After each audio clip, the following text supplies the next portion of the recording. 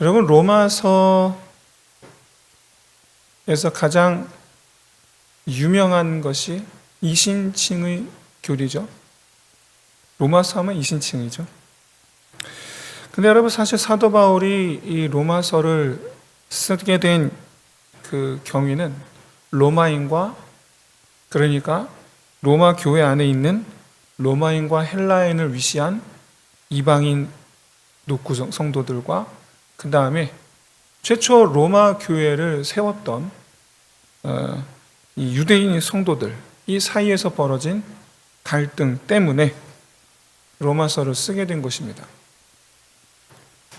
근데 이 갈등에 관하여 로마 교회에 할 말을 썼는데 필연적으로 믿음에 대해서 말을 하게 된 거죠.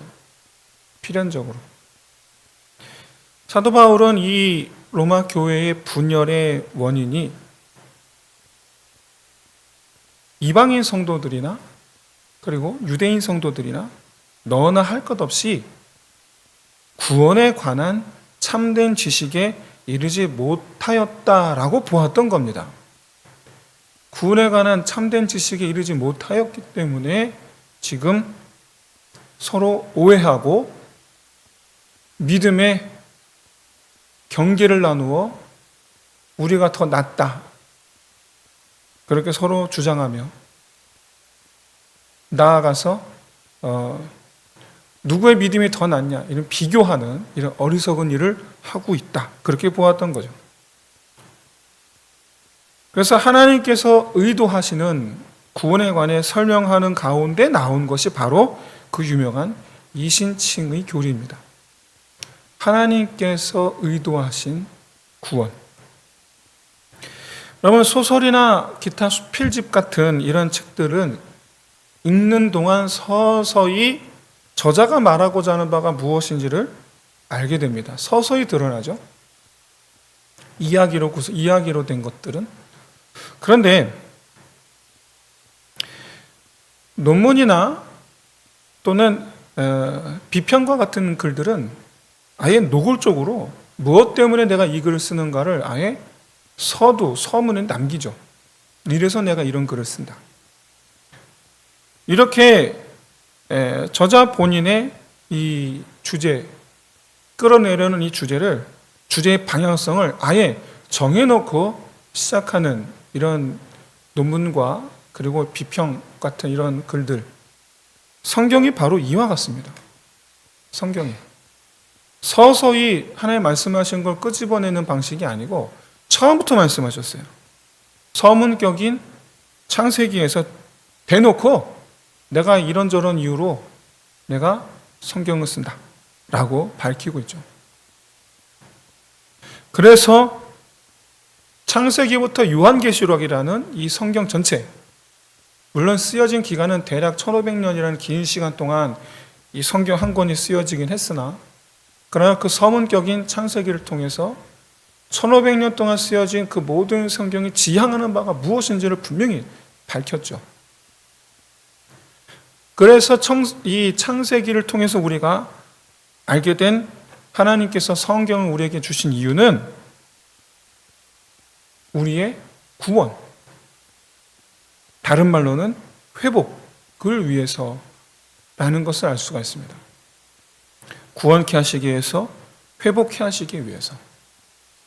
근데 로마서도 마찬가지로 역시 이 구원과 회복이라는 방향성에 초점을 맞추고 있습니다. 로마서 1장 1, 2절에서 예수 그리스도의 종 바울은 사도로 부르심을 받아 하나님의 복음을 위하여 택정함을 입었으니, 이 복음은 하나님이 선지자들을 통하여 그의 아들에 관하여 성경에 미리 약속하시는 것이라. 이게 로마서 서두예요. 그러니까 자기가 이 로마 교회에 보내는 이 편지의 주제는 복음에 관한 거라는 거예요. 그리고 복음을 믿는 자들로 하여금 예수 그리스도의 것으로, 예수 그리스도의 것으로 부름받은 자가 되었다 라고 선포합니다. 로마서 1장의 서문에 나오는 사도 바울의 로마서를 쓴 이유예요. 그리스도의 것으로 삼기 위하여. 복음을 듣고 그리스도의 것으로 너희를 삼기 위하여. 바로 여기에 구원과 회복의 메시지가 담겨 있음을 깨닫게 되시기를 진심으로 소원합니다. 여러분, 의외로 구원받았다라는 것에 대해서, 구원이라는 개념에 대해서 천국 가는 것으로 이해하시는 분들이 많습니다. 천국 가는 것. 조금 더 깊이 생각해 보면 그 대답은 100점짜리는 아니죠. 조금 더 깊이 생각해 볼 필요가 있죠. 근본적으로 구원받았다라는 것은 하나님의 자녀가 되었다라는 겁니다. 천국 가는 건 부차적인 거예요. 자녀니까 천국 가는 거지, 우리를 천국에 인도하시려고 구원하시는 게 아니에요. 자녀 삼으시려고 구원하신 거지. 자녀가 됐으니까 천국 아버지 집에 거하는 거지. 그래서 여러분, 우리 그 부차적인 것들이 구원받은 주된 이유로 여러분 오해하시면 안 됩니다. 그건 오해죠. 그리스도께서 죽으신 이유 뭡니까? 우리가 하나님의 자녀가 되게 하기 위해서. 아들이 죽으신 이유는 다른 이들을 아들 되게 하시려고 아들이 죽으신 거예요. 그래서 사도 바울은 로마서 8장 16, 17절에서 성령이 친히 우리가 하나님의 자녀가 된 것을 친히 증언하시나니. 그리고 나서 하나님의 자녀이기에 하나님의 상속자라 말씀합니다. 구원받았다라는 것은 하나님의 자녀가 되어서, 그리고 예수 그리스도의 부활하심으로 우리도 영원히 천국이라고 말하는, 하나님의 나라라고도 말하는 그 하나님의 그 집에서 아버지와 영원히 함께 살게 된 것을 의미하죠. 자, 여기까지 제가 이제 구원에 관한 말씀드린 이 설명에 여러분들 이견이 없으시리라 그렇게 생각합니다. 그런데 아버지와 함께 영원히 살아가는 자녀가 되었다라는 이 사실, 이 속에 목표가 있다라는 것을 여러분 눈치채시기를 바랍니다. 그전에는 우리가 전혀 하나님의 자녀답지 않았는데 하나님의 자녀가 되었다라는 것은 뭡니까? 한 가지 목표가 있죠. 그게 바로 회복인 거죠. 회복. 그건 구원받았다라는 것에서 끝난 게 아니라는 거예요. 그리스도인의 삶은 회복을 추구해야 되는 삶이 바로 그리스도인의 삶이라는 거예요. 우리 그리스도인의 인생의 여정은 하나님의 자녀 다음으로 회복되어 가는 과정.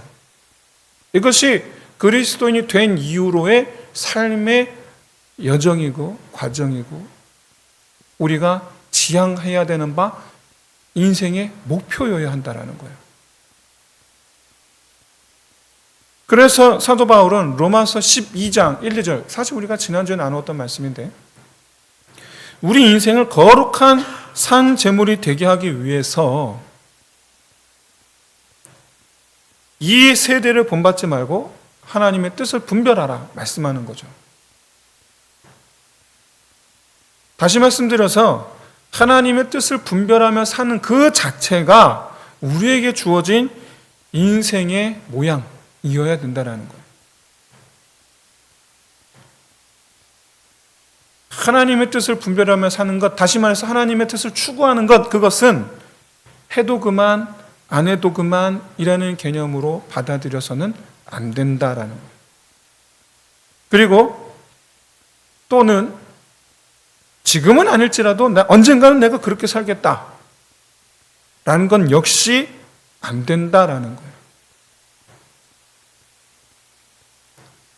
하나님께서 나를 구원하신 목적 자체가 회복이기 때문에 그리스도를 구주로 영접한 그 순간부터 하나님의 뜻을 분별하며 이를 위하여 마땅히 생각해야 할 그 이상의 생각을 하지 말고, 그럼 그 이상의 생각이 뭘까요? 마땅히 생각해야 할 바는 하나님의 뜻입니다. 그런데 그 이상의 생각, 세상 생각일 수도 있고요, 하나님 말씀하신 것을 벗어나 이 정도까지는 괜찮지 않나? 라는 자기의 생각을 더하는 것, 또는 나중에 해야지, 이런 생각, 우리 앞에 주어진 것에 그대로 따라가는 것이 아닌 이런저런 다른 생각, 이런 것들을 하지 말고 하나님 나누어 주신 믿음의 분량대로만 오늘 하루를 살아가는 것, 그것이 바로 마땅히 생각해야 할 바 그 이상의 생각하지 말고 살아가는 자의 모습인 것을 여러분 깨달으시길 진심으로 소원합니다. 여기서 여러분, 믿음이란 뭡니까? 여기서 말씀하는 믿음이란 하나님을 위하여 하는 행동을 말합니다. 그리고 분량대로라는 이 표현은 주님께서 주신 대로라는 표현이에요. 주님께서 주신 대로, 분량대로. 그리고 지혜롭게라는 이 말씀은 원어의 의미가 지혜라기보다는 사려 깊은의 의미에 좀 더 가깝습니다. 깊이 고찰하는 그런 의미에 좀 더 가깝습니다. 그래서 믿음의 분량대로 지혜롭게 생각하라라는 말씀은 우리가 무슨 행동을 하든지 주님께서 주신 은사를 사려 깊이 헤아려서 하나님을 위한 행동을 하기 위한 방향으로 생각을 하라는 거죠. 그러면 왜 은사를 주신 대로 따라 우리가 행동을 하라라고 말씀하는가? 일단 여러분, 겉으로 드러난 이유는 하나님께서 주신 은사가 모두에게 다르지만 그 서로 다름이 한데에 모여서 하나님의 뜻을 이루는 하나의 공동체가 될 수 있기 때문입니다. 하지만 그 안에 담겨진, 드러나지 않은 이유는 서로 다름을 비교하지 말라는 거예요. 비교하지 마라. 넌 왜 못해? 오늘 차에서 또 우연히 또 우리 권사님께 성령 충만하사 오늘 주제를 미리 말씀하셨어요. 그렇죠? 넌 왜 그래? 넌 왜 못해? 맞아요. 왜 다름을 인정해야 되는 거죠? 그리고 그냥 그저 자기 자신은 하나님께서 우리에게 주신 그 은사로 하나님을 위한 행동을 하는 것에 온 힘을 다하면 되는 거죠. 그렇게 해서 각자가 주어진 은사를 따라 하나님의 일을 행함으로 온전한 예수 그리스도의 그 뜻을, 몸을, 계획을 이루라는 것입니다. 바로 다양성에 대한 말씀이죠. 다양성. 여러분, 애시당초 모든 성도들이 일단 성격이 다르고요, 살아온 환경과 지금 현재 형편이 다릅니다. 그렇기 때문에 주를 위한 행동, 이 또한 각자 다를 수밖에 없어요. 이 또한. 무엇보다 하나가 되어야 되기 때문에 더욱더 주의 깊게 다루어야 되는 다름의 한 부분이 바로 우리의 성격, 성품, 이런 부분들이죠. 그 다름을 인정하지 않으면 거기서 다툼과 갈등이 시작이 되죠. 거기서. 그러니까 서로의 어떤 이런 이 성격이나 이런 부분들이 있어서 어떤 분은 쾌활하고 어떤 분은 과묵하고, 차 안에서 같이 야유회를 가는데 흥이 많은 한 여집사님이 차 안에서 막 신나게 얘기하면서 때로는 같이 막 찬양도 하고, 근데 저 앞에 있는 한 과목 한 번이 시끄러, 왜 이렇게 조용해, 이러고 있는 이런 모습들이 우리 사이에 흔하게 보이는 모습이죠. 우리 사이에 다름을 받아들이질 않아요. 다름을. 그렇기 때문에 가장 조심스럽게 주의 깊게 다뤄야 되는 부분이 바로 이런 부분인데, 그렇기 때문에 사도 바울이 10절에서 말씀하죠. 존중하기를 서로 먼저 하라. 존중하기를 서로 먼저 하라. 자기 성격을 존중받기를 요구하는 것이 아니라 나 원래 이래, 어쩔 건데, 이게 아니고 상대방의 그 성격이나 이런 것들을 먼저 존중하라는 거죠.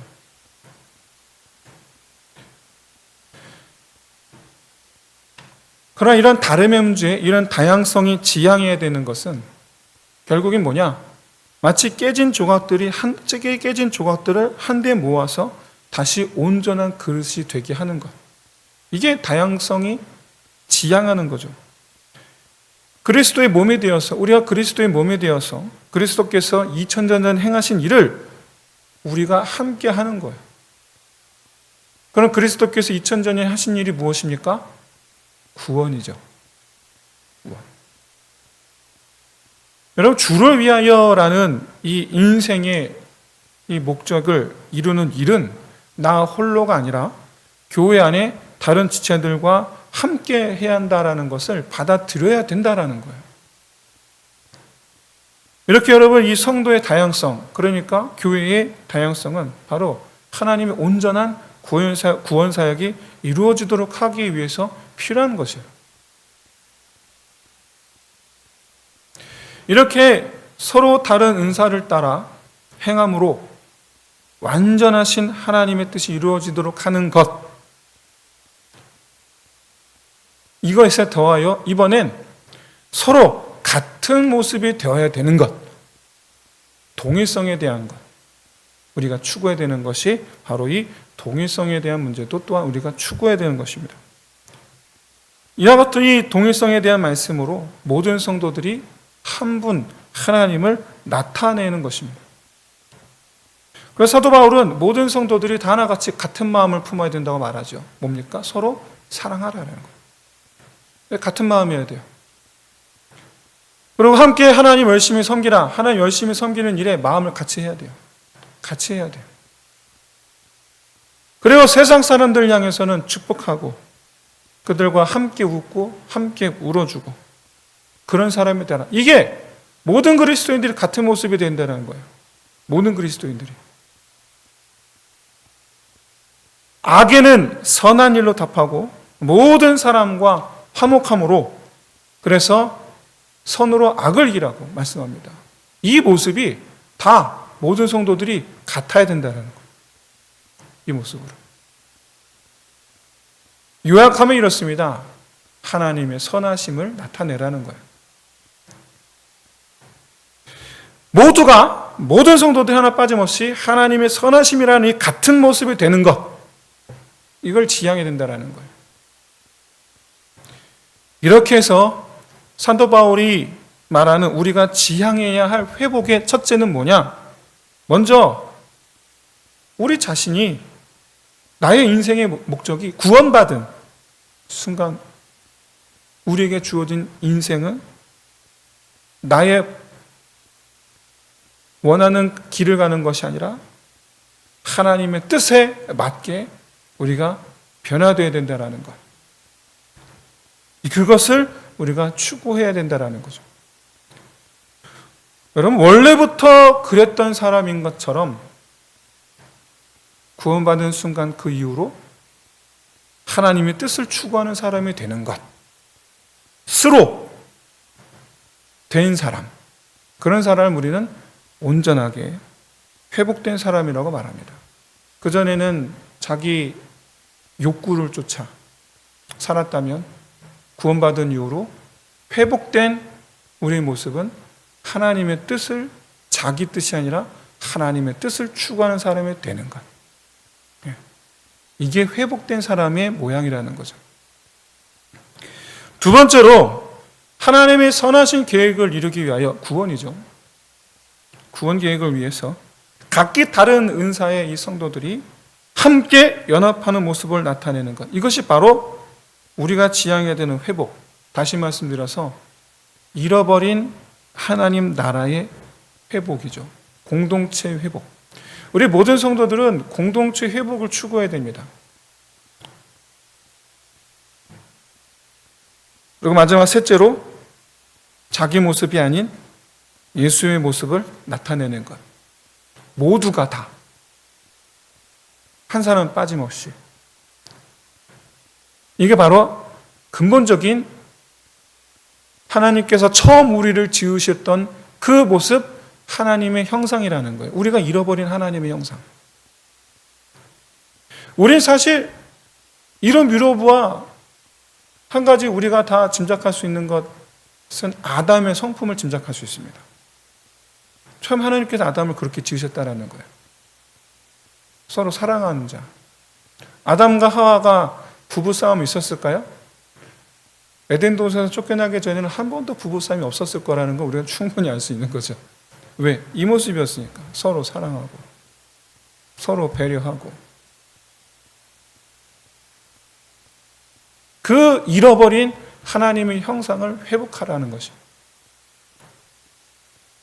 그래서 이 모든 것들이 우리 인생의 목표의 회복과 공동체의 회복과 또 우리 자신의 하나님 형상으로서의 회복, 이 모든 것들이 하나님께서 원하시는 하나님 나라의 모습을 이 세상에서 실현한다라는 의미를 담고 있어요.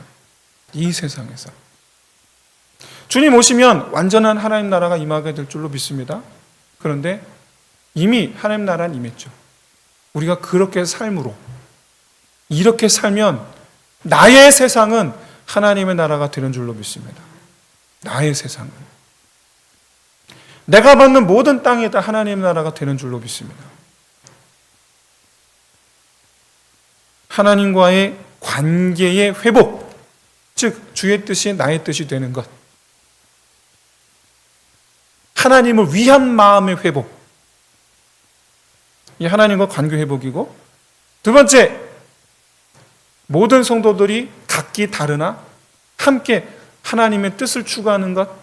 그래서 하나님 나라 질서의 회복. 그리고 모든 성도들이 처음 하나님 지으신 그 잃어버린 하나님의 형상으로 회복. 하나님 형상으로 회복. 이 회복을 이 땅에서 이루기를 힘쓰는 그 모양새가 신앙 생활인 것입니다. 이게 신앙생활인 거예요. 여러분, 신앙생활을 예배 오는 게 신앙생활 아닙니다. 뭐 성경 읽는 게 신앙생활인 게 아니고요. 그런 게 신앙생활인 거 아니에요. 놀랍게도 예배에 평생 살면서 주의 성수 지킨 분, 그런 분이라도 하나님의 뜻대로 살지 않을 수가 있어요. 하나님 형상이 회복이 되질 않아요. 성경을 열심히 읽으시는데 평생 살면서 30독, 40독을 하시는데 정작 본인은 하나님의 뜻을 구하질 않아요. 그리고 예수 닮아 있지도 않아요. 많이 봅니다. 많이 봐요. 정말 뜨겁게 방언 기도하고 예배 시간에 춤추며 찬양하는 그런 열심의 그런 모습인데 정작 본인은 하나님의 뜻을 추구하지 않아요. 그리고 다른 사람을 향하여 회복된 하나님의 형상, 우리가 흔히 말하는 예수의 모습 전혀 보이질 않아요. 여러분, 신앙생활은 회복을 추구하는 것이 신앙생활인 것을 깨달으시길 진심으로 소원합니다. 아무리 예배 나와봐야 소용이 없어요. 아무리 기도에 힘쓰고 소용이 없어요. 회복을 마음에 품고 돌아가시기를 주의 이름으로 축원드립니다. 이 땅에 하나님의 나라가 임하도록, 그래서 우리가 주기도문도 늘 고백하는 것, 주기도문만 외우면 자동 고백하게 되는 그것, 주의 뜻이 하늘에서 이루어진 것 같이 땅에서도 이루어지리이다. 이게 우리가 추구해야 되는 거예요. 이게. 그런데 이러한 이 회복되어 가는 과정이 기차 동시에 이런 회복된 모습을 늘 항상 유지할 수 있느냐? 그렇지 않죠. 은혜가 충만할 땐 참 우리의 얼굴이 예수 닮아 있는 모습입니다. 그대로 10년, 20년, 30년 유지하면 좋은데 그렇진 않죠. 순간 또 그 회복된 우리 얼굴의 그 예수 얼굴이 깨질 때가 얼마나 많은지 모릅니다. 유지가 안 돼요. 또 우리 스스로가 그렇게 살기를 간절히 바라지만 그래도 그렇게 하나님의 그 얼굴로 사는 것이 우리 뜻한 바대로 되지를 않죠. 왜 그렇습니까? 우리 죄 때문이죠. 그래서 여러분, 회복을 꿈꾸는 사람은, 회복을 바라며 살아가는 사람은 반드시 날마다 예수 십자가 은혜를 먼저 구하는, 그래서 늘 항상 삶이 십자가 보혈 안에 있을 때에만 가능하다는 것을 여러분 깨달으시길 바라고, 그래서 이 세대를 본받지 말고 마음을 새롭게 하는 예수 십자가 은혜로 마음을 새롭게 함을 받기를 먼저 구하는 저 여러분 되시길 진심으로 소원합니다. 우리가 그토록 바라는 변화는 그 시작은 예수의 보혈로, 그래서 우리가 그토록 바라는 변화의 그 완전한 회복의 형상은 예수 얼굴로. 여기에 여러분 우리의 이 신앙생활의 처음과 끝이에요. 예수 보혈의 피로 시작해서 예수 얼굴로 마치는 거예요. 예수님처럼 되고 싶어 날마다 십자가 은혜를 찾는 자 되시길 진심으로 소원합니다. 사랑하는 성도 여러분, 예수 닮기 위해 내가 뭘 해야 할까? 이런 것이 날마다 우리가 생각해야 돼, 마땅히 생각해야 할 주제죠. 그렇기 때문에 마땅히 생각할 그 이상의 생각이란 뭐냐면 예수 닮지 못할 생각들이라는 것을 여러분 깨달으시길 바랍니다.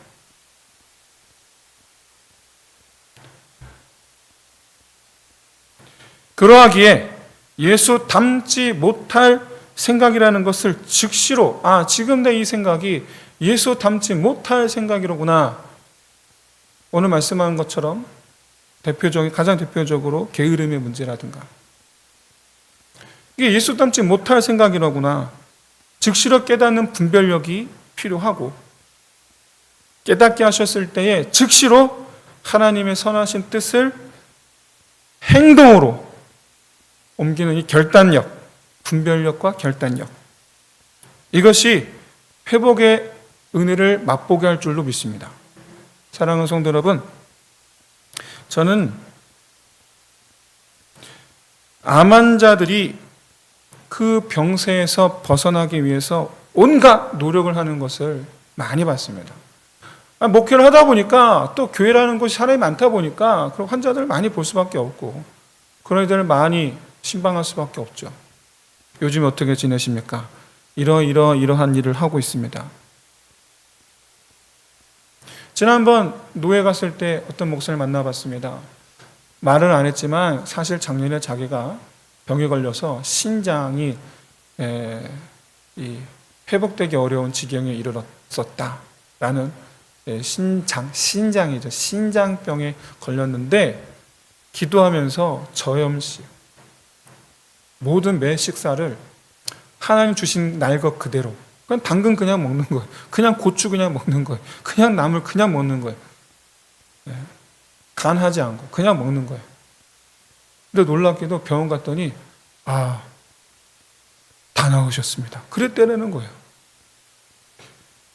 하나님 은혜죠. 하나님 은혜인 줄로 믿습니다. 여러분 날 것 먹는다고 해서 신장 회복되질 않아요.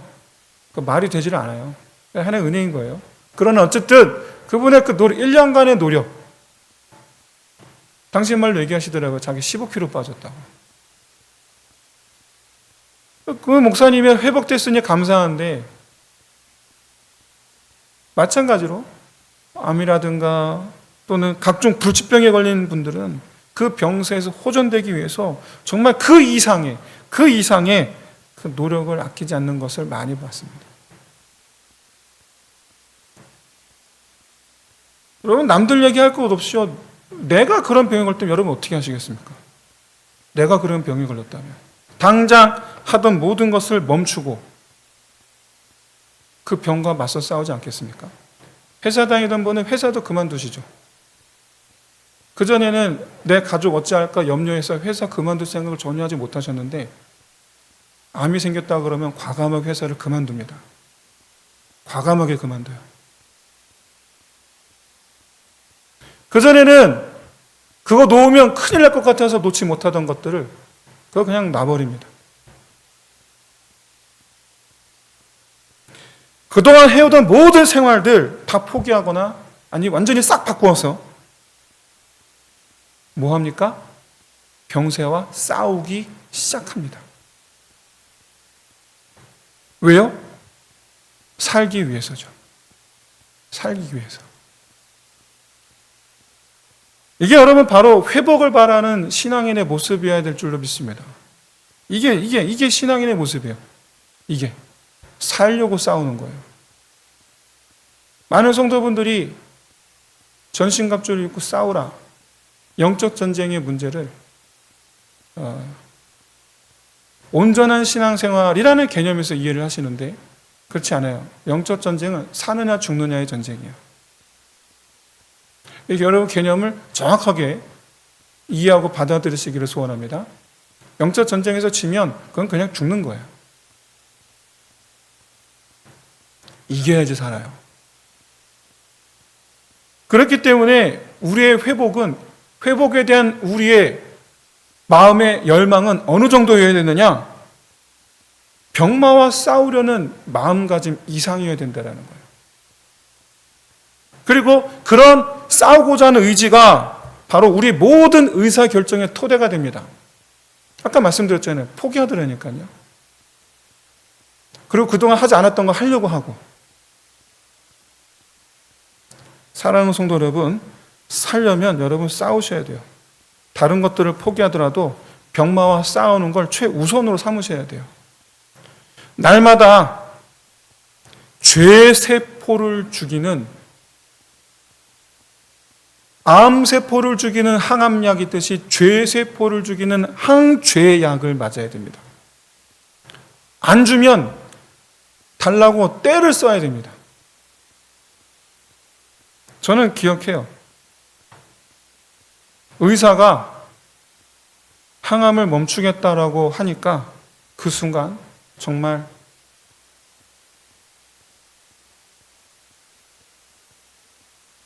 사정없이 흔들리는 그 부모들의 눈동자를 기억합니다. 더 이상 이제 항암은 안 해도 될 것 같습니다. 그 한마디에 옆에서 그 얘기를 들은 부모들의 그 눈동자 잊혀지지가 않죠. 항암을 멈춘다라는 게 무슨 뜻이 너무나 아는 부모들. 그래서 불안에 떨며 묻죠. 묻지 않아도 뻔하지만 묻죠. 왜요? 왜요? 사랑하는 성도 여러분, 매일같이 예수 십자가 보혈이라는 의미의 항죄의 약을 달라고 때를 쓰는 저와 여러분 되시길 진심으로 소원합니다. 우리의 지금 형편은 온 몸에 퍼지고 있는 죄 좀 씻겨달라고 때를 써서라도 씻음 받아야 되는 형편이라는 것을 깨달으시길 진심으로 소원합니다. 여러분 영적으로 교만하지 마세요. 영적으로 교만하지 마세요. 저는 이제 항암약 필요 없어요. 그러지 마세요. 근데 우리 교회 가운데 항암약 필요 없다고 나오셔서 사신 분이 계신 줄 할렐루야. 그건 암인 거고 죄는 그렇지 않죠. 죄는 절대로 떨어지질 않습니다. 절대로. 그렇게 여러분 씻겨주심을 받으며 오늘도 죄와 싸우겠다고 이기고 말겠다고 다짐하고 행동하는 저 여러분 되시길 진심으로 소원합니다. 이게 여러분 회복을 바라는 이들의 가장 기본적인 마음이에요. 그러니까 내가 믿음 생활을 하겠다는 일의 가장 기본적인 마음이에요. 나는 오늘도 주님께서 거룩한 산제물을 삼아 주시기를 구하고, 그렇게 해서 예수 그리스도 보혈의 피로 나를 씻겨주심으로 인하여 나는 이제 내 뜻이 아닌 주를 위하여, 그리고 나는 다른 성도들과 더불어 서로 다른 은사를 따라 하나님의 몸을 이루기를, 공동체를 세우기를 소망합니다. 그리고 더 나아가 나 자신이 예수 되는 것. 이 회복을 바라는 저와 여러분 되시길 주의 이름으로 축원드립니다. 그리고 여러분, 살 수 있는 유일한 길, 동시에 이미 정해진 길, 이로만 다니셔야 돼요. 이로만. 여러분, 신앙생활에는 왕도가 없습니다. 신앙생활은 하나밖에 없어요. 길이 하나밖에. 다른 길이 없어요. 다른 길이. 자꾸 다른 길 찾지 마시고 정해진 길, 그냥 그리로만 다니셔야 돼요. 그리로만. 다른 생각, 다른 방법, 다른 길은 오히려 사는 길에서 멀어질 뿐이에요. 그거는 회복이 아니고 악화예요. 악화. 정말 사랑하는 성도 여러분, 우리가 하나님 앞에 이 시간 기도하는데 하나님께서 우리에게 허락하여 주신 이 구원의 은혜를 꽉 붙잡길 바라는 이 열망으로 우리에게 주어진 하루하루의 삶을 살기를 소원하는 저 여러분 되시길 주의 이름으로 축원드립니다. 그렇게 우리의 그 믿음은, 그렇게 내가 구원받은 자로의 삶의 열망이란 회복이죠. 이전 것은 지나갔으니 새 것이 되었다. 새롭게 되어지길 바라는 회복이죠.